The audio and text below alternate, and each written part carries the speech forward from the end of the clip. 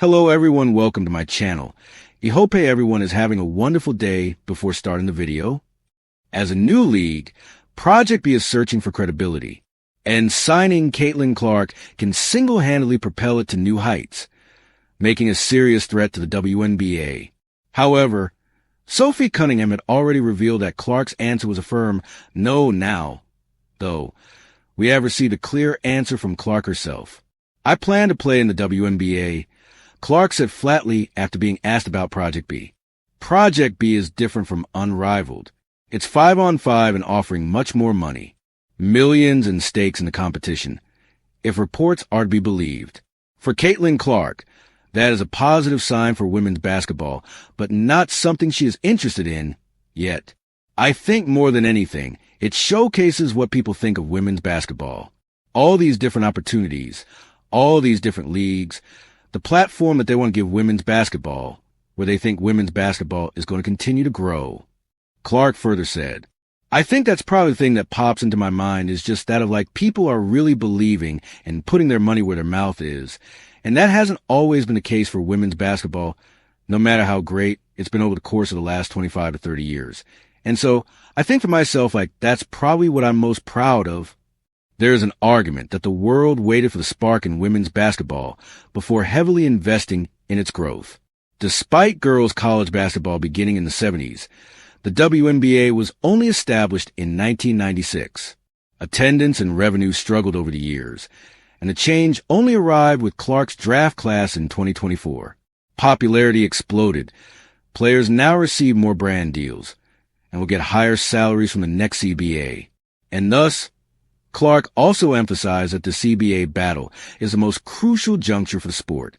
This is the biggest moment the WNBA has ever seen. It's not something that can be messed up, and we're going to fight for everything that we deserve. Clark said, but at the same time, we need to play basketball.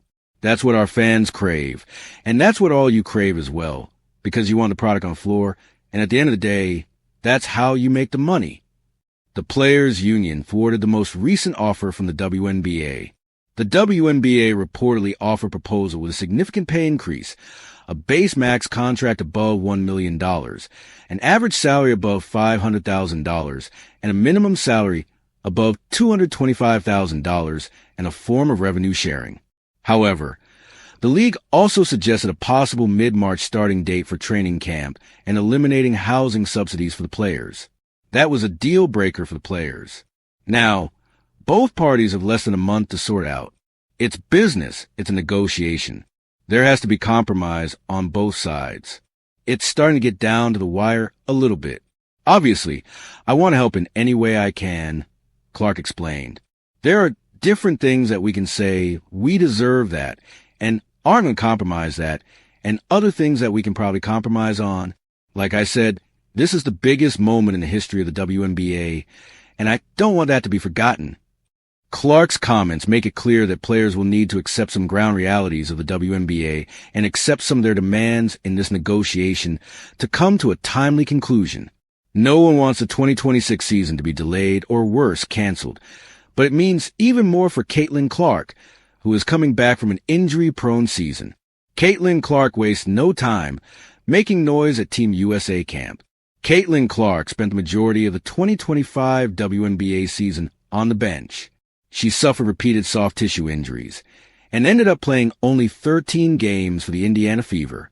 While the fans have heard from Clark that she was back at her best at the Onica Pro AM, watching her play at the camp was a moment of celebration. I'm at 100%, Clark told reporters, per Annie Costabile of Front Office Sports. Obviously, I need to knock off a little bit of rust and get my lungs back, but my body feels really good. I feel like I'm in a really good spot. So, my main goal is just staying that way.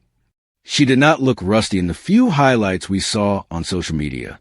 In one of the plays, USA Basketball posted, Clark effortlessly scored her trademark step-back three in transition. In another play, Clark was playing lockdown defense on the perimeter, which ultimately forced a turnover. She's a terrific player, really locked in and focused. Coach Kara Lawson said of Clark, I thought she looked good on both ends, and I thought that she hadn't missed a beat. There were some concerns that her lingering injuries might affect her game once she returns, but we haven't seen any indication of Clark slowing down so far. Undoubtedly, Clark will only improve from here on. That is a great sign for the Indiana Fever, Team USA, and women's basketball in general. Thank you for watching. Please don't forget to hit the subscribe button, like, and share. Till next time.